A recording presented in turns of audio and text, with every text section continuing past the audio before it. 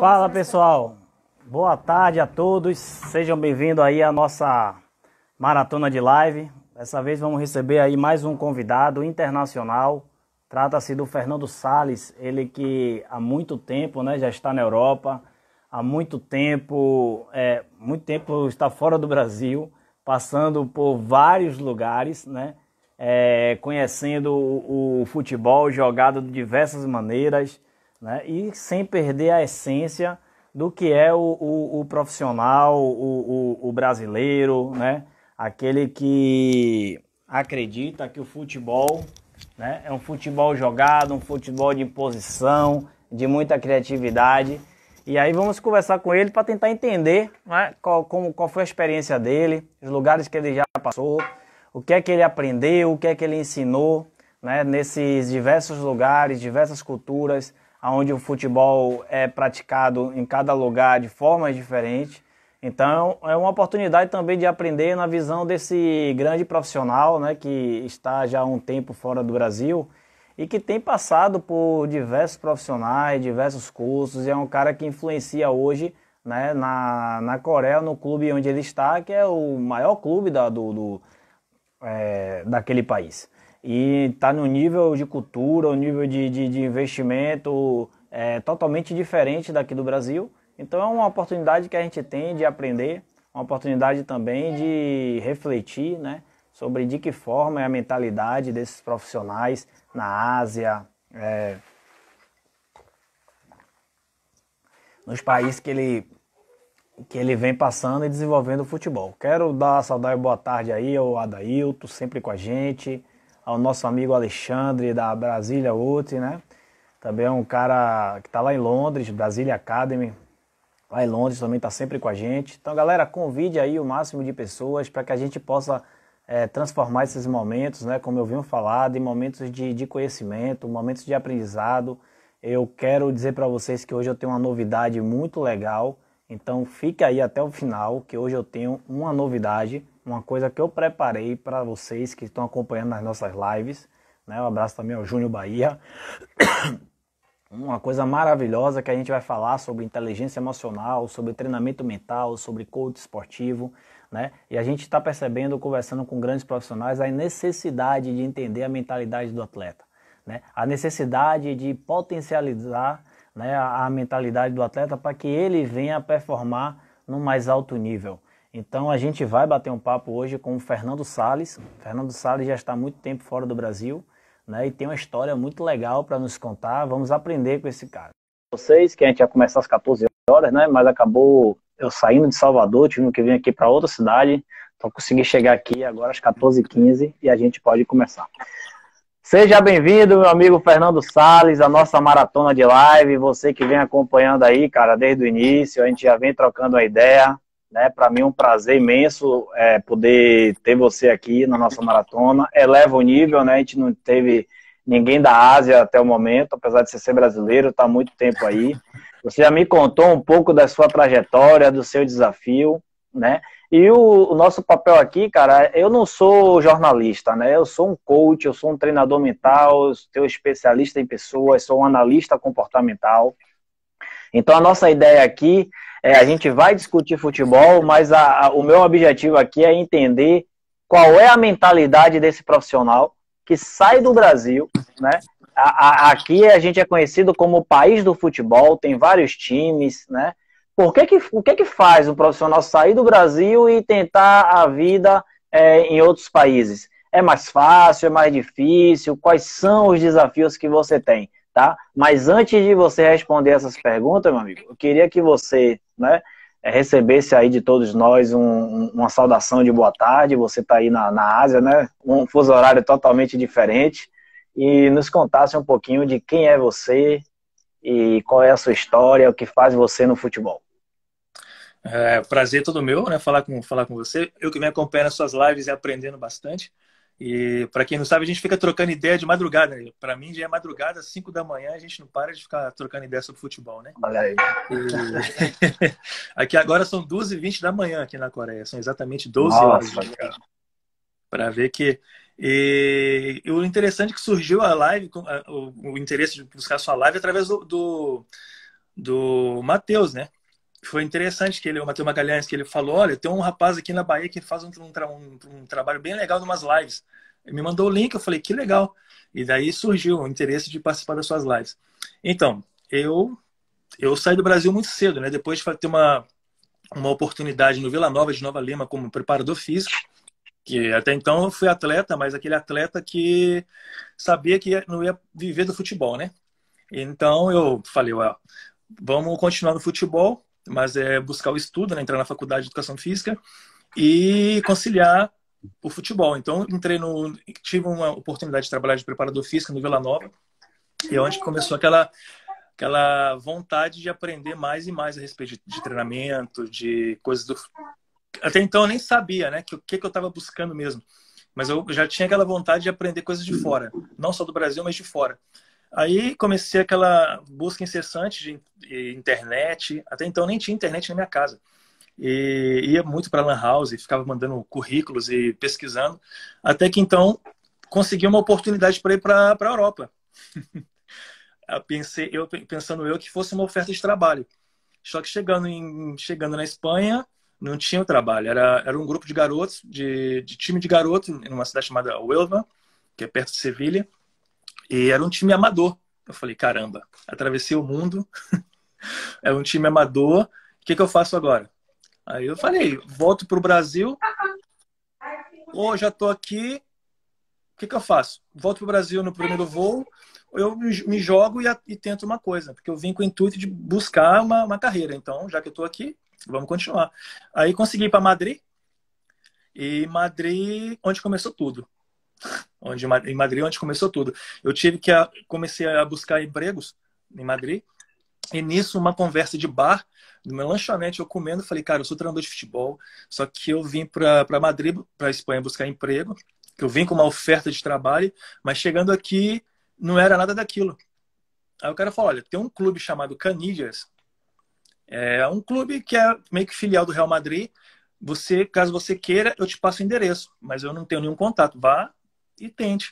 Aí eu cheguei no clube e falei, olha, tinha até um brasileiro chamado Camilo, que era de Campinas, era treinador de goleiro. Aí eu falei com ele, cara, com quem eu falo aqui nesse clube? Ele falou, tem uma pessoa ali. E a vantagem é que eu já falava espanhol. Aí ele falou, sabe, você fala espanhol? Eu falei, falo espanhol. Aí cheguei no clube e falei, olha, eu não tenho trabalho, eu não tenho nada, mas eu quero trabalhar aqui com vocês. Pode? O cara falou, pode, mas a gente não vai pagar seu salário. Aí eu falei, entre a cruz e a espada, eu vou ficar aqui. Pelo menos eu posso trabalhar? Eu falei, pode. Aí onde começou, tive a oportunidade de trabalhar no Clube da Espanha, aí tive que conciliar trabalho, era para entregar panfleto, eram coisas assim para eu poder manter um sonho. Até que começou tudo na Espanha. Que maravilha, cara.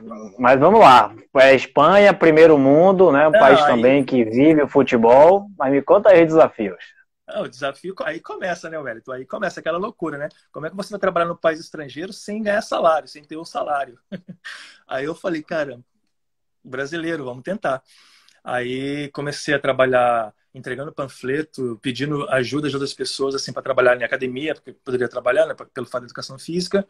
Então comecei a dar aula de spinning, aula de musculação, aula de academia, aula de personal, para conciliar trabalho, conciliar o futebol e a renda. Isso que eu engraçado, né, Fernando? Engraçado, Fernando, é que quando a gente está diante desse desafio, na nossa mente, naturalmente, vem logo aquela voz dizendo assim, cara, o que é que você tá fazendo aí, rapaz? Volta pro Brasil, rapaz. Você fica aí como estrangeiro, o pessoal te tratando muito sem valorizar, como ninguém, e você aí lutando por um sonho que é só seu, né? E diante do desafio, a gente ou paralisa ou recua, quando a gente traduz como medo.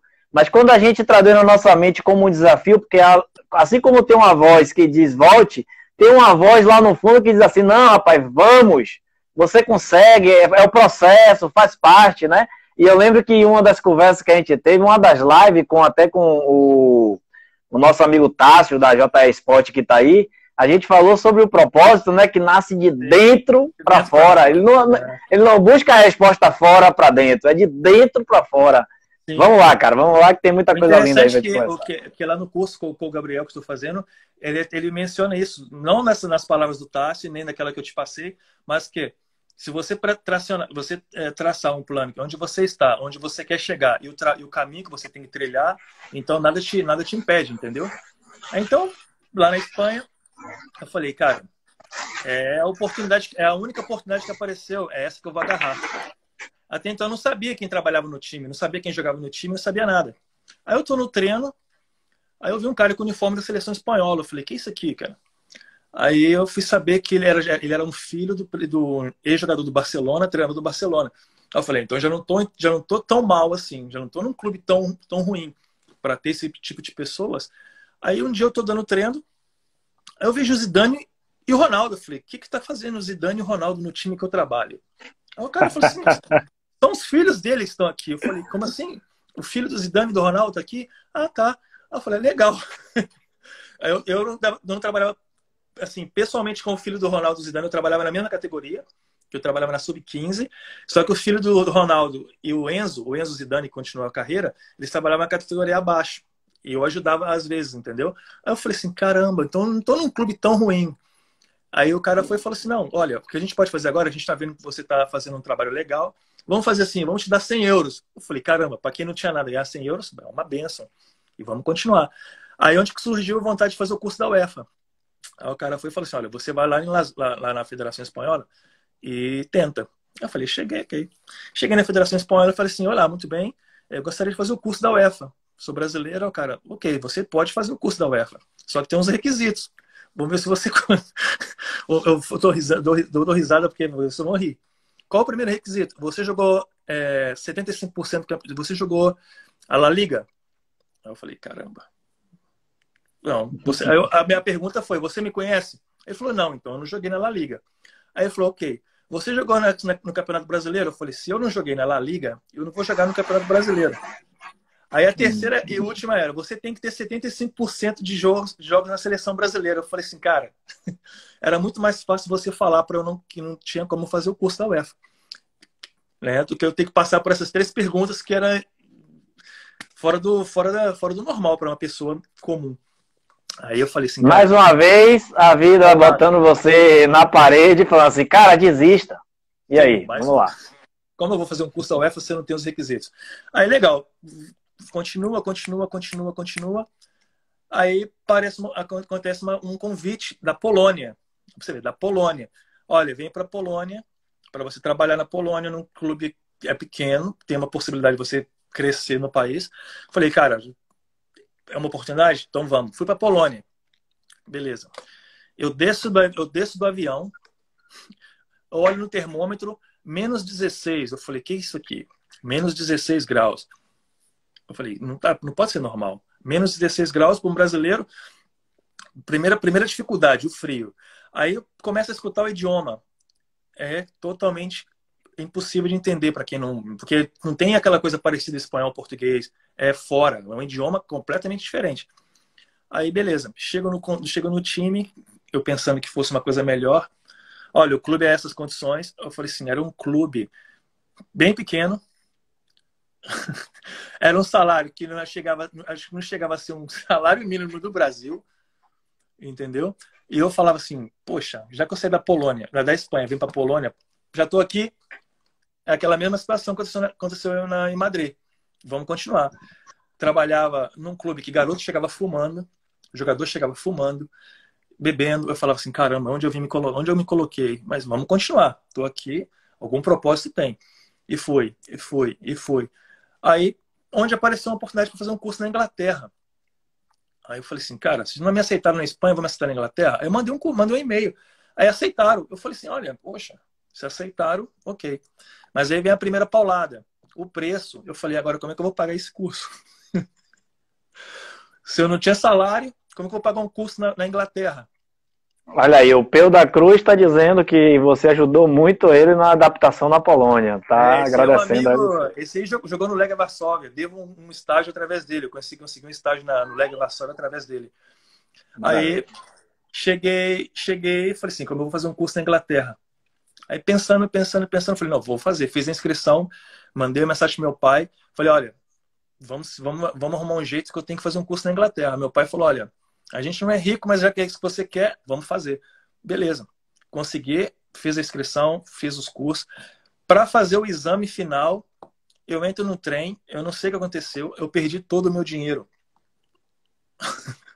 Perdi toda a minha carteira, perdi todo o meu dinheiro. Ou seja, fiquei sem dinheiro. Eu falei, agora, como é que eu vou para a Inglaterra? Eu tinha a passagem, mas eu tinha que ficar uma semana na Inglaterra.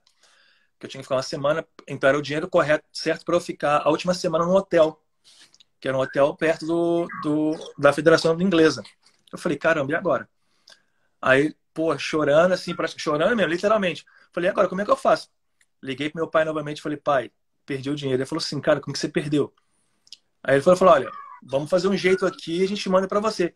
Faltando poucas horas para eu entrar no avião, ele conseguiu mandar um dinheiro para eu ir para Inglaterra, porque eu perdi o trem para ir para o aeroporto. Quem conhece Varsóvia sabe que tem que pegar um trem para ir para o aeroporto, fora da cidade, para viajar mais barato. Aí ele falou assim, olha, é o que você quer, vai. Consegui, me formei, eu era o único estrangeiro numa sala de 16, eram 15 ingleses, somente eu de estrangeiro. E consegui terminar o curso, aí voltei para a Polônia, falando, agora vai melhorar, né? Consegui licença, vai melhorar. Nada, continuo no mesmo clube, continuo as mesmas coisas, não aparecia clube, não aparecia nada. E aquilo, eu falei, o que eu tenho que fazer? Então vamos trabalhar, personal, aula de spinning, todo tipo de trabalho. Aí não aparecia clube, apareceu o Peu, um dos que está na live. O Peu eu conheci, eu falei, cara, eu quero fazer uns estágios. Aí ele falou assim, olha, eu tô no Leg, você quer fazer um estágio? Eu falei, pô, o que eu mais quero. Aí ele me apresentou no Leg e isso coincidiu que eu consegui fazer um curso da UEFA. Aí eu falei assim, caramba, tá, as coisas estão começando a acontecer. Estão começando a acontecer. Aí do curso da UEFA, consegui conhecer mais pessoas, consegui terminar os cursos da UEFA, mas não via emprego. Aí eu falei, o que eu posso fazer? Não tem emprego, tem que pagar a conta. Aí entrei num call center, vender produto. Eu falei, ó, tem que fazer isso, tem que vender produto, já que é o único trabalho que apareceu, juntamente com a academia. Aí fui vender produto, nada totalmente fora do futebol. Eu, todos os dias, de 8 às 5, com um fone no ouvido, atendendo pessoas e vendendo produto. E aí, onde apareceu um rapaz também, do nada, Diego, um amigo meu, estava num processo de Brasil, Ucrânia, Turquia. E nisso ele perdeu o emprego, não assinou o contrato. Aí ele foi e falou, olha, um dia eu vou te levar para a Ásia. Passou. Aí ele foi para a Ásia, eu continuei na Tailândia, continuei na Polônia. Aí um dia ele me manda mensagem, olha, eu estou num país chamado Laos. Eu falei, o que é isso, cara? Laos. Olha, apareceu aqui, você pode vir para Laos ser um assistente e um preparador físico. Você quer? Eu falei, cara, para quem está trabalhando de call center e está buscando uma chance, vamos. Aí onde começou minha vida na Ásia, através de um networking em 2012, eu consegui um contrato em 2015, entendeu?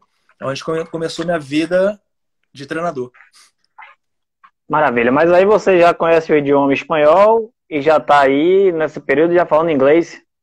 Não, eu falo... Eu aprendi primeiramente falando espanhol olhando para o espelho, que eu decidi para a Espanha, então eu comecei a colocar o walk-talk, ficava escutando e repetindo, escutando e repetindo, escutando e repetindo. E então eu entrei em umas rádios e ficava escutando. E comecei a entrar naqueles sites, UOL, BOL, para praticar o espanhol. Totalmente assim. Falei, quando eu cheguei em Madrid, eu tive um choque. Eu falei assim, cara, eu tô sabendo falar mesmo, que eu conseguia me comunicar. E as pessoas até perguntavam, quanto tempo você já faz espanhol? Eu falei, eu aprendi assim, nos últimos 3 meses, aprendendo, olhando para o espelho, repetindo e lendo no livro. Aí ele falou, cara, que interessante. Só que aí eu já aprendi o inglês, hoje eu falo inglês, polaco, espanhol, italiano, né? Falo eslovaco também. Falo... Então acertei lá o poliglota, né? Quando eu falei. Sim. Eu falei, esse cara não é possível que esse cara vai passar por alguns lugares e não vai aprender o idioma, né? Fernando, eu tive um desafio na semana passada muito interessante, cara. Eu presto serviço a uma empresa chamada Ibercup, que organiza competições no mundo todo. E aqui no Brasil ela faz 3 competições, né? Em janeiro em Porto Alegre, São Paulo e agora Rio de Janeiro. E eu trabalho como coach esportivo no evento. E aí eu tô fazendo as lives lá no Instagram deles, com vários convidados. E aí eu recebi, na semana passada, um treinador do Barcelona, cara, para poder, o cara espanhol, para poder eu fazer uma live com ele e testar o portunhol. E foi massa, foi um desafio muito legal e eu gostei, a gente conseguiu se desenvolver. E eu acho que é assim que a vida, os desafios aparecem e a gente tem 3 opções. Né? Eu acho que para tudo na vida a gente tem 3 opções. A gente não tem só 2, a gente tem 3. A gente desiste, a gente fica parado olhando o trem passar e as pessoas pegarem o lugar que a gente acredita que deveria ser nosso, ou a gente vai e aprende no meio do caminho aquilo que ainda não sabe. Porque muitas vezes a gente acha que não está pronto, eu não estou pronto, e neguinho vai pegar a oportunidade e eu não estou pronto. E eu acho o seguinte, cara, a gente nunca está pronto.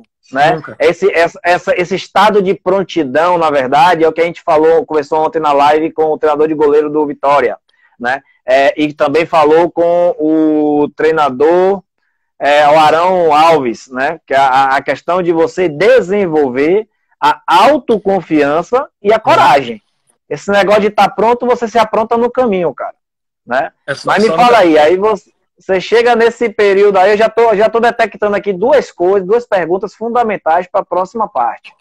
Toca o barco aí para a gente conhecer um pouco mais. Aí, chegando em Laos, é aquilo que eu falei. Então, falei, graças a Deus, finalmente consegui o que eu queria. Então, desde 2008, a primeira oportunidade, ela veio em 2015, ou seja, 7 anos tomando paulada. 7 anos tomando paulada. 7 anos entregando papel, 7 anos. Dos 7 anos, eu tive que ficar 5 anos sem ver minha mãe, meus pais. Então, são 5 anos sem ir ao Brasil para ter que guardar dinheiro para pagar curso. Então, imagina, de 2008 a 2015 são 7 anos. Esses 7 anos foram 5 anos que eu tive que abdicar, eu tive que pagar o preço, que eu ainda continuo pagando, mas tive que pagar um preço, ou entre voltar para o Brasil e ficar na Europa, ou entre estudar, guardar um dinheiro e gastar, entre aceitar trabalho que na minha cabeça poderia me desqualificar, porque eu sou treinador, tenho formação, tenho isso, mas eu vou trabalhar de call center, eu vou trabalhar de professor de spinning, poderia ter, ter deixado o ego subir, não, volto para o Brasil, então, mas aí ela veio depois de 7 anos. Aí cheguei em Laos, onde começou mesmo, assim, pude desenvolver o que aprendi no Brasil e na Europa, pude fazer, trazer coisas assim, que eu já tinha na minha cabeça, comumente como um treinamento, que eu estudava, que fazia na UEFA, e que eu já tinha feito bastantes estágios. Eu fiz estágio no Legia, fiz estágio no Raio Vallecano, fiz estágio no Real Madrid, no Atlético de Madrid, no Real Madrid, fiz estágio em vários lugares, assim, de observação e também de contato, né, diretamente. Em alguns clubes só de observação, outros clubes tive contato. Falei, vamos. Cheguei na Ásia, eu falei, caramba, e agora? Totalmente. Por isso que eu falo, a pessoa quando ela sai do Brasil, ela tem que saber que ela está saindo para um mundo novo.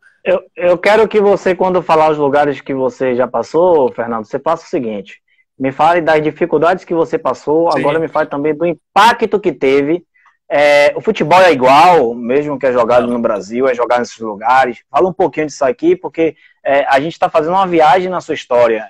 E para a gente é interessante, quando eu cheguei na Espanha, eu fiquei sabendo da sua dificuldade, mas não fiquei sabendo como foi o jogo jogado lá. Então, nos ajuda também, cara. Você é o professor da sala. O jogo, então já comecei. É interessante. A gente tinha aquela coisa no Brasil, que até eu também estava inserido naquilo, que eram treinos separados. Ou seja, o meu papel de preparador físico, que foi a minha função no Vila Nova, era aquela coisa de preencher espaço. E eu era um preparador físico e um assistente do treinador do juvenil e do júnior. Mas eu era só um cara que preenchia espaço. Era aquele cara que faz o que você quiser. Se eu fosse um cara acomodado, se eu nem quisesse dar treino, eu não daria. O treinador não ia se dar conta. Porque no Brasil, naquela época, se treinava, você lembra? Vamos correr 9 quilômetros, vamos correr 12 quilômetros, vamos dar sprint. Mas não tinha um porquê do treino. Quando eu cheguei na Espanha, que eu fui ser assistente do Jorge Vilda. Hoje ele é o atual treinador da seleção espanhola, principal, do feminino. Eu comecei a ver os treinamentos, eu falava, como é que é isso aqui, cara? E eu ficava esperando o coletivo, não tinha coletivo. Eu esperava um treino assim separado, eu dar uma. Não, ele falou, olha, aqui a gente trabalha assim, assim, assim. O treino do aquecimento ao último chute tem um programa, tem uma progressão.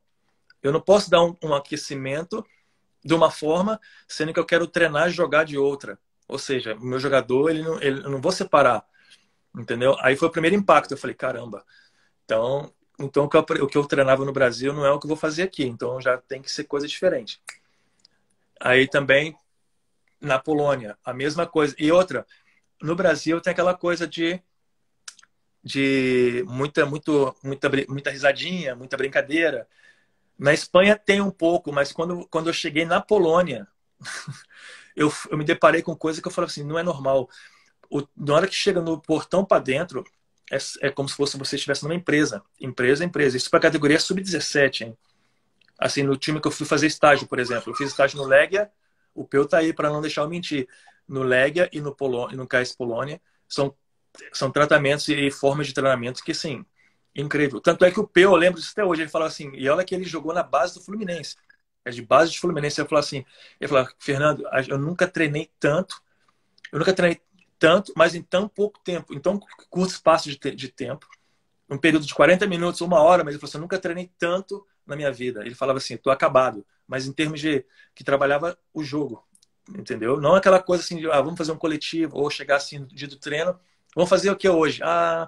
Vamos fazer um treino que não tem nada a ver do que eu quero, entendeu? Na Europa... Cara, você tá me lembrando de uma coisa aqui, um fato. Eu tive um treinador na época que eu estava jogando pela Portuguesa Londrinense, tem muitos anos, isso foi 2000, 2001. E esse treinador, ele era engraçado, ele falava assim, me dê 40 minutos, depois você pode fazer o que vocês quiserem. Agora, em 40 minutos, eu quero seriedade de vocês. E ele falava assim, o trabalho é ofegante, não vai dar tempo nem para você respirar, nem beber água. Aí a gente fazia, cara, esse trabalho e era muito legal, porque você não parava o tempo todo, mas era como se você estivesse jogando. E aquilo ali era interessante. Na Europa é o tempo todo, treino é jogo e jogo é treino. Treino é jogo. Não tem aquela coisa que a gente fala no Brasil, treino é treino, jogo é jogo. Não. Treino é jogo e jogo é treino na Europa. Aí aí tive aquele impacto assim, pô, tem que me adaptar, tem que melhorar, tem que buscar curso, tem que aprender. Tem que trazer o que aprende do livro para a prática, tem que trazer o que aprende dos cursos para a prática, tem que trazer o que aprende do estágio para a prática. Entendeu? Eu falei, então vamos praticar, vamos trabalhar, vamos perguntar. Deixa eu te fazer uma pergunta, Fernando, me veio agora na cabeça.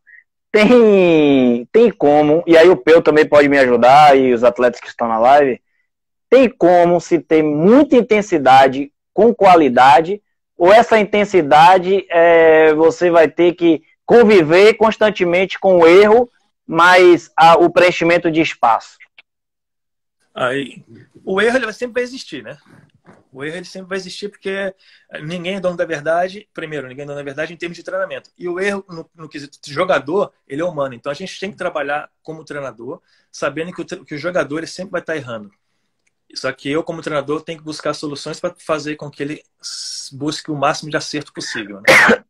Então, mas porque é o seguinte, vou acompanhar seu raciocínio, só para poder abrir um parêntese. A gente cobra de jogadores como um Ganso, né, e grandes jogadores que a gente fala que o jogo mudou, né? E muitos jogadores que jogavam em um estilo lá atrás, hoje não conseguem jogar nesse modelo de jogo hoje de muita intensidade.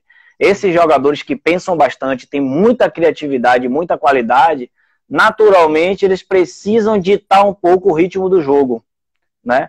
Como é que você vê isso? E complemente com a sua resposta. Olha, eu sou totalmente contra falar que, por exemplo, se você tirar as lesões... O problema do Ganso foi lesão, isso é fato. Porque isso até no curso a gente estava comentando isso, tem que saber extrair o máximo de coisa positiva da Europa, mas também não pode jogar tudo do Brasil fora. Porque senão o futebol brasileiro vai morrer. A qualidade do jogador brasileiro é isso, é ter um Ganso. É ter um Ganso que sabe cadenciar o jogo, que sabe fazer o jogo girar, sabe fazer o jogo ser vertical, mesmo da forma que ele joga. Se você deixar o Ganso jogar, ele vai fazer o jogo vertical. Aí nós temos que entender o quê? Que o modelo de jogo é único, conceitos de treinador são diferentes. Talvez o treinador que esteja treinando o Ganso, talvez não goste da forma que ele joga, mas não pode falar que ele não tem intensidade. Porque um jogador que está na alta performance, ele tem intensidade, na minha opinião. Você não pode falar que um cara que joga Campeonato Brasileiro de quarta a domingo não tem intensidade. Isso é impossível, entendeu? Na minha concepção de treinador, de ver o jogo. Só que nós temos que entender qual é a minha forma de jogo, o que eu quero para o meu sistema, o que eu quero para o meu estilo de jogo. Talvez o Ganso ou outro jogador não se encaixe no meu sistema. Onde que a gente tem que saber passar para o torcedor, para quem vive com o futebol, a quem está assistindo o futebol, porque senão fica rotulado. Vai rotular um Ganso, que é um excelente jogador, rotula como ex-jogador, porque não tem intensidade. E não é verdade. Ele tem intensidade, só que ele não tem intensidade talvez no jogo do Sampaoli. Mas ele tem intensidade no jogo do Dorival. Talvez ele não tenha intensidade no meu jogo, mas ele vai ter intensidade no seu jogo. Entendeu? A gente não pode rotular um jogador, porque isso aí você acaba com a carreira de uma pessoa. Que isso é muito perigoso. Verdade. Muito bom. Então, a gente quem falou isso foi o Jonilson na terça-feira na live, o treinador da Jacuipense, justamente essa questão de rotular o jogador. Não pode. Por causa de um comportamento, você rotular o jogador. Na verdade, cada jogador tem as suas características, né? O condicionamento físico, qualquer atleta ele pode se condicionar fisicamente para poder ele estar apto ao alto rendimento. Agora, os jogadores não perdem as suas características pessoais. Impossível, né? impossível. Características pessoais. Porque é como o Peu falou, ele falou o seguinte, se você começa isso no início, a questão de intensidade com qualidade, o jogador se adapta muito bem. Agora, não dá para o cara vir de um tipo de trabalho, formado em um tipo de trabalho, e você chega em um outro contexto e o cara exigir que você seja diferente. Por quê? Pare para pensar, cara. O Ganso saiu no time do Santos, ninguém falava que ele não tinha intensidade. Falava que ele, Neymar, casava direitinho e ele era craque. De repente, os caras contratam ele para um outro contexto, para a Europa, né, para o Sevilha, e ali descobre que ele é isso, que ele é aquilo. Quer dizer, os caras fazem um investimento sem saber que tipo de atleta contrata, e aí, de repente, ele joga no São Paulo e os caras falando também que ele é lento. Vai pro Fluminense falando que acabando a carreira do atleta por algumas questões pessoais, né, e de momento. Aí, voltando, por exemplo, o Sevilha, quando comprou o Ganso, sabia que o jogo dele era daquele jeito. Porque não é aquela coisa que a gente tinha nos anos 80, exatamente, que mandava um DVD, ou que mandava uma carta, ou mandava um tape. O cara do Sevilha, ele tá vendo o jogo do Ganso 24 horas. Ele tem um scout, ele tem tudo. Então ele contratou, até porque não vai se pagar aquela quantia de dinheiro, aquela quantidade, num jogador que não tem intensidade, que não serve pro grupo. Exatamente. Eu penso dessa mesma forma. O que acontece é que nós temos que entender o quê? O cara vem de várias lesões. Cadê a água, filha? Ah, pode falar. O cara vem de várias lesões. Primeira coisa. Segundo, o cara tá... Wellington, para você sair da Bahia, para ir pro Rio de Janeiro, você já tem dificuldade. Você sair da Bahia para ir pro Sul, já tem dificuldade, que você vai ter que se adaptar com a cultura, com a comida, com o clima, com a forma de falar, com a forma de se portar, com a forma de andar, de se vestir. Agora imagina um cara que sai do Brasil e vai para a Espanha, um mundo totalmente diferente, um jogo totalmente diferente, pessoas diferentes. Então, tem que entender aí onde entra aquela coisa do pessoal, entender o atleta. Exatamente. Mas eu estou falando de Fernando. Agora chegamos onde eu queria. Observe, eu usei o contexto do Ganso para a gente falar de você. Entendeu? O que é que eu quis dizer com isso? Quem é Fernando é a história dele. Fernando passa por diversos países. Claro que onde você vai, você aprende e você também ensina. Sim. Onde você vai, você planta, mas também você colhe. Né? Eu acredito na lei da semeadura. Então, o que é que você acredita? Né? O que é o futebol para você? No que você acredita que faz com que você seja diferenciado e que você saiba ter aproveitado todos esses momentos que você passou para que você seja um profissional diferente, né? Porque a vida vai exigir de Fernando, como exige de Wellington, como exige de cada um aqui, um posicionamento. E tem hora, Fernando, que não é... Repare, cara, tem hora que não é só conhecimento, tem hora que não é só vontade, tem hora que não é só querer, tem hora que em algum momento a gente precisa articular ver o que a gente tem de melhor e saber articular com pessoas para que a gente chegue em outros níveis, né? E aí eu quero saber uma coisa de você, porque você passou por vários países, hoje você é um cara com formação da UEFA, passou por vários países da Europa, onde você experimentou futebol diferente, né? Onde você tem a paixão, tem o propósito que move você, né? E, cara, que profissional você se tornou diante de todo esse processo e que hoje você está na Ásia, em um grande clube, e de que forma você pode influenciar com todo o aprendizado que você teve? Eu acho que essa é uma pergunta interessante, porque você tem um posicionamento muito legal e você pode nos ensinar nessa hora sobre isso, cara. É passar por diversas culturas, por diversos lugares e entender que o futebol ele é diferente em cada lugar, mas ele ainda é jogado por pessoas com objetivos iguais, né? Ou objetivos diferentes. Fale um pouco sobre isso também, meu amigo. Sim, o futebol, a primeira coisa que o futebol me ensinou mesmo, foi a primeira coisa, resiliência, porque sem resiliência eu estaria no Brasil hoje, isso é fato. Porque para fazer e para suportar as pancadas, e está suportando ainda, você sabe do que aconteceu.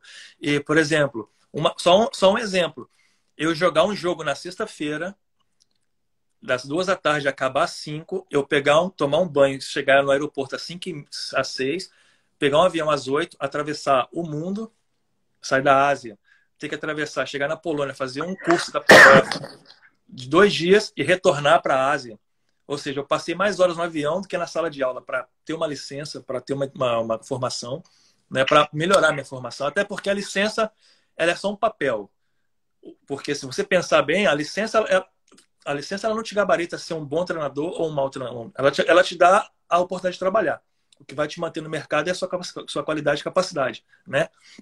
Mas a primeira coisa que o futebol me deu foi resiliência. A segunda coisa foi acreditar em mim e saber onde eu queria chegar. Acreditar em mim e saber onde eu queria chegar. Porque eu poderia muito bem falar, eu quero ser treinador de futebol, eu quero trabalhar no futebol, mas talvez eu não sei onde eu quero chegar, eu não sei quem eu sou. E outra, não ter confiança no que eu faço. Não ter confiança no que eu faço, entendeu? Porque é muito fácil. Aquela questão do Tasso.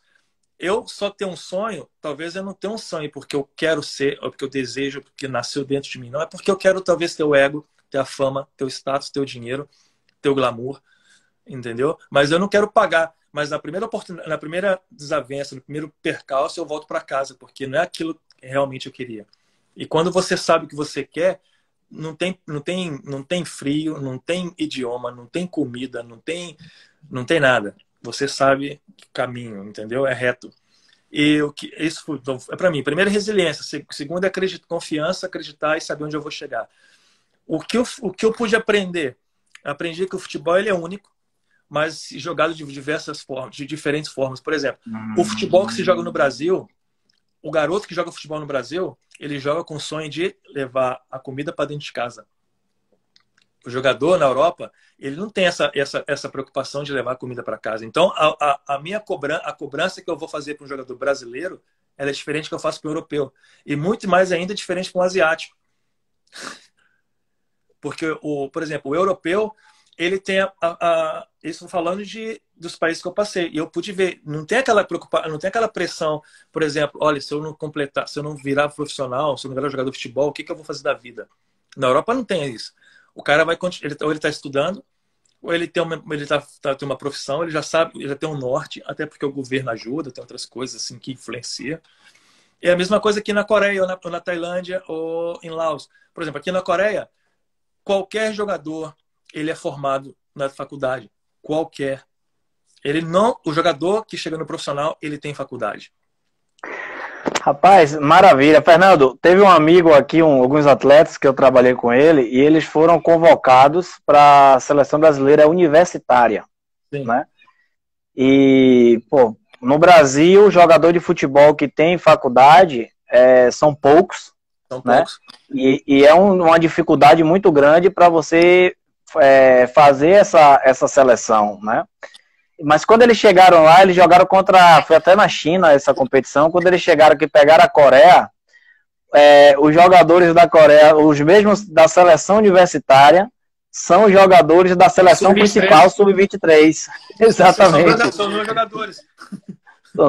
E aí ganharam para ele lá e falaram, rapaz, que é isso, cara? Totalmente diferente. Me fala sobre a formação do atleta aí na Coreia, cara. Como é que funciona? Qual é a principal diferença? E como você vê a formação de atletas aqui no Brasil, sob o ponto de vista do treinador, e aí na Coreia? Vamos começar na Coreia. A Coreia tá querendo mudar a forma de treinamento. A formação na Coreia ainda é um pouco antiga, porque tem aquela questão cultural, que eles são bem rígidos mesmo, e são meio cabeça fechada, meio mente fechada. Só que a partir do momento que ele traz um treinador de fora, é porque eles querem mudança. E aqui no meu clube eles falaram, olha, nós estamos trazendo treinadores de fora para implementar a metodologia. Tanto é que eu que sou responsável por fazer toda a sessão de treino, desde o sub-12 ao sub-20, e também eu que sou responsável por fazer a preparação do profissional.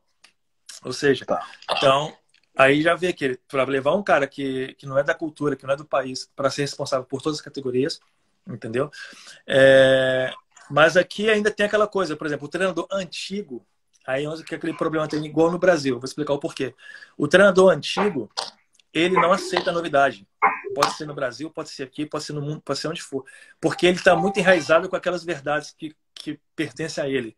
Que ele aprendeu quando ele era jogador, que ele talvez conquistou algum título na época de treinador. Então ele não vai aceitar, por exemplo, eu chegar e aqui tem aquela hierarquia. Um senhor de eu não tenho tanta liberdade para poder bater de frente com ele. Apesar que eu posso, porque eu sou estrangeiro, mas o local não, nunca. Então a gente vê, por exemplo, treinadores aqui que chega no dia do treino e não sabe o que vai dar o treino. O que é o treino? Então no meio, o treino é isso. Chega um dia antes, não sabe ainda se vai dar treino de força, não sabe se vai dar um treino. Então, onde que eu cheguei na supervisora, eu falei, olha, temos que mudar. Porque nós temos o quê? Material humano é excelente. Todos os jogadores aqui são de seleção no meu time, a maioria. No profissional tem vários, na categoria de base praticamente todos de seleção. Então eu falei, nós estamos trabalhando com o melhor da Coreia. Ou seja, mas o trabalho está sendo mal feito. Aí onde que eles aceitaram a forma de treinamento, que eles falaram assim, já que você tem a UEFA, queremos trazer sistema europeu para cá. Então, onde que está tendo a implementação de trabalho europeu? Trabalha-se o todo, não trabalha-se por partes. Assim, o preparador físico faz uma coisa, o treinador faz outra, não. Trabalha um todo, da forma que vai jogar, a forma que tem que ser treinada. Preocupa também, aqui preocupa-se muito com a formação do atleta em termos de aprender um novo idioma. Porque a Coreia agora está exportando muito jogador. Ou seja, aqui tem tem um curso de inglês no clube, tem a escola. Nenhum jogador aqui, ele não consegue jogar se ele não estudar. Acho que é o governo, é obrigatório, entendeu? Mas o clube fornece curso de inglês, fornece psicólogo para estar acompanhando, chamam seus pais para estar perguntando como é que é o filho em casa. Tanto é que o filho mora na concentração, mas os pais vêm para ter reuniões, para falar como que é o filho nos finais de semana, várias coisas, para trazer o lado pessoal também, para estar extraindo o máximo do atleta, entendeu? Entendi. Mas isso no profissional é interessante. Na base está assim. No profissional ainda tem uma certa resistência, por exemplo, à tecnologia. Tem certos times aqui na Coreia que eles são contra a tecnologia, contra GPS, são contra dados de análise de desempenho. Não é muito fechado, entendeu? E apesar que o jogador coreano, para ser sincero, olha, eu passei na Europa, Brasil, vários países, nunca vi um jogador que treina mais que o treinador coreano. Impossível. Talvez o japonês, mas não tem no mundo um jogador que vai treinar mais que o coreano. Pronto. Me fale uma coisa, Fernando. Você aqui no Brasil, tá? O que é que você traz de conhecimento, né, de toda a experiência que você passou na Europa, passou aí na Ásia, tá em um grande clube hoje, que é esse clube que você está trabalhando hoje, é um dos principais aí da Coreia. O que é que você traz de diferente, de novidade, que aqui no Brasil não se pratica, ou se não levam tão a sério, se um clube aqui brasileiro quisesse contratar o Fernando Sales, né? E aí, o que é que você aprendeu, que você pode trazer para a gente de conhecimento? Primeira coisa é tentar passar para o jogador que não existe. Hoje até o Betão tinha comentado isso e eu sempre levo isso na minha cabeça. Não existe treinamento bom, treinamento ruim. Existe o saber explicar o que é o treinamento. Por exemplo, se eu quero fazer um tipo de treinamento, eu estudei aquilo, eu analisei um jogo, então eu como treinador, eu estou capacitado para passar aquele treinamento. Então o jogador ele tem que ser humilde o suficiente para aceitar, para entender. Mas eu como treinador tenho que ser o máximo, eu tenho que ser o mais claro possível e o mais simples possível para passar aquela ideia para eles comprarem, entendeu? Primeira coisa, você saber mostrar para o jogador que ele tem. Não precisa fazer aqueles treinos longos, aqueles coletivos, aquelas coisas antigas que a gente via, que agora no Brasil também não se faz, mas que ainda tem muito treinador que ainda não sabe passar para o treinador, para o jogador, o que ele está treinando. Por que ele treina um jogo reduzido? Por que ele treina um jogo posicional? Porque talvez ele sabe dar o treino, mas ele não sabe passar para o jogador o porquê. Entendi. Então, você está citando aí a relação à comunicação, né? A linguagem adequada para que o atleta ele compreenda, né, com clareza qual é a função, qual é o objetivo daquela sessão de treino. Sim. Outra coisa que eu pude aprender, isso na Europa se faz muito, é entender o atleta, entender as necessidades do atleta. Claro, você não pode fazer o atleta ser um atleta mimado, mas você tem que entender que ele é um ser humano e que eu não posso, por exemplo, chegar hoje no treino e ter o Wellington que brigou com a esposa e ele já chega no treino com a cabeça a mil, nervoso, porque ele teve uma briga, uma discussão com a esposa, e no treino eu vou massacrar o Wellington à base de xingamentos, ou seja, eu tenho que entender, tenho que ter aquele feeling, aprender a observar no grupo como gerenciar, como lidar com aquela pessoa. Com claro que eu não posso chamar todos os dias 25 jogadores, mas eu tenho que ter um feeling para entender o que meu jogador está precisando, o que está acontecendo talvez na família, ou na escola do filho, ou na vida pessoal, entendeu? Coisas assim para entender a pessoa. Porque a gente fala muito que até que a gente comentado com você, por que o Brasil parou de formar jogadores de alto nível? Porque, por exemplo, hoje a gente não preocupa mais em formar atletas, preocupa em formar produto para vender. Então, quando você produz só um produto, preocupa só com o produto, você não está preocupando se ele vai ser um ser humano melhor. Você não sabe se ele é um jogador que, ao sair do Brasil, ele vai se adaptar com a comida, com a língua, com as pessoas, com o clima. Porque você não passa isso na base, você não passa isso no dia a dia do jogador. Porque talvez tem jogadores no Brasil que não estão preparados ainda para a Europa, mas eles são vendidos porque o clube tem que fazer dinheiro, ou quer fazer dinheiro, e o empresário também puxa para ele ser vendido para recuperar o dinheiro investido, entendeu? São coisas assim que eu aprendi na Europa, por exemplo, que para observar o contexto geral, observar o jogador, observar a pessoa, não somente nas 4 linhas, mas observar principalmente fora das 4 linhas. Isso aí é uma coisa muito importante, que faz ganhar jogos, faz com que o grupo e o clube esteja harmonizado, porque se é aquela coisa da maçã podre, se uma tá podre, vai contaminar o ambiente.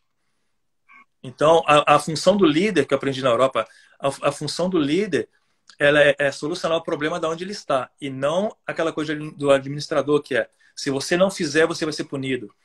Você tem que fazer isso porque a verdade é minha. Entendeu? O chefe. Sim, aprendi que a liderança... Sim, aprendi que a liderança está totalmente fora de autoritarismo. Não existe mais... Hoje o futebol não tem espaço mais para autoritarismo. Ele tem espaço somente para liderança. Que a liderança você motiva, cativa e você faz com que o jogador compre a sua ideia. Coisas que eu aprendi na Europa.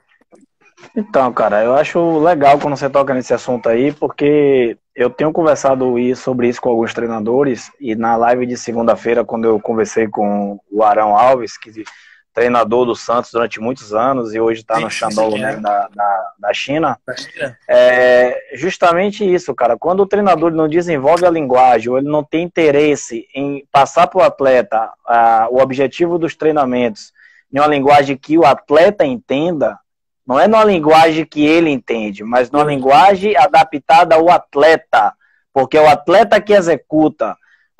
Você precisa ter muito interesse para fazer isso aí. E quando você o faz, você recebe do atleta um feedback natural de que ele se sente pertencente ao grupo. Agora, muitos não se qualificam ou não têm interesse de passar essa mensagem de forma clara, objetiva, mas adaptada ao atleta, e utiliza do autoritarismo. né? Sim. Manda quem pode, obedece quem tem juízo, e aí o garoto vai fazer porque ele é subordinado, porém ele mesmo vai se sabotar e ele vai sabotar ser sabotado pelo atleta. O treinador se sabota quando ele não se prepara para isso, e ele vai ser sabotado na hora do atleta. Porque quando ele for embora, ele só vai receber um tchau. Então hoje a gente está falando de um treinador, de um líder inspirador, né? De um líder servidor, daquele que tem 30 atletas no grupo, mas ele entende que tem 30 pessoas e que ele precisa dar o seu melhor para aqueles 30. Né? Wellington, como eu posso dar o meu melhor para 30 pessoas? Vai ser muito difícil. Comece com um, porque à medida que você vai inspirando um, ele mesmo vai sendo o seu parceiro e te ajudando a inspirar os outros. Então, essa é uma responsabilidade do treinador, e essa é a responsabilidade do treinador moderno, que quer desenvolver um atleta, sobretudo mentalmente, porque hoje a gente pode estar formando muitos jogadores, mas estamos longe de formar atletas. O clube de futebol hoje está longe de formar atletas. E aí eu quero saber de quem é a responsabilidade. Você, como treinador, você assume a sua parte, meu amigo?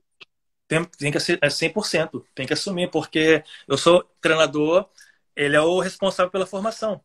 Né? Claro, tem o clube, a gente está falando do atleta, né? Aí tem o clube, temos que entender também, porque a gente fica ouvindo muito, porque a gente quer ser clube formador. Mas quer ser clube formador de quê? Porque se você não tem uma metodologia, se você não tem uma ideologia, se você não tem uma filosofia, olha, eu quero formar um atleta de 12 a 18 anos para que ele, quando ele completar 18 anos, ele vai chegar no profissional. Aí quando você coloca essa coisa, esse planejamento, que você quer manter um atleta dos 12 aos 18 no seu grupo, então você automaticamente tem também que manter o seu treinador sempre. Que você não tem que colocar nas costas do treinador a obrigação de ser campeão de campeonato de base. Isso não vai mudar minha vida, não vai mudar a vida do clube em ser 10 vezes campeão da Copa São Paulo, porque isso aí não vai fazer a diferença na estante do clube. Eu perguntei ao treinador do Barcelona, do Sub-14, né, na nossa live, como no Brasil a gente discute muito sobre essa questão de revelar ganhando, de como é que funciona na mentalidade. Porque é o seguinte, se for para uma competição nacional que tiver 4 clubes grandes, né, um vai ser campeão, outro vai ser vice, outro vai ser terceiro e assim sucessivamente. Sim. Significa que o que foi campeão tem o melhor trabalho? Não. Significa que o que foi vice tem o melhor trabalho do que o terceiro?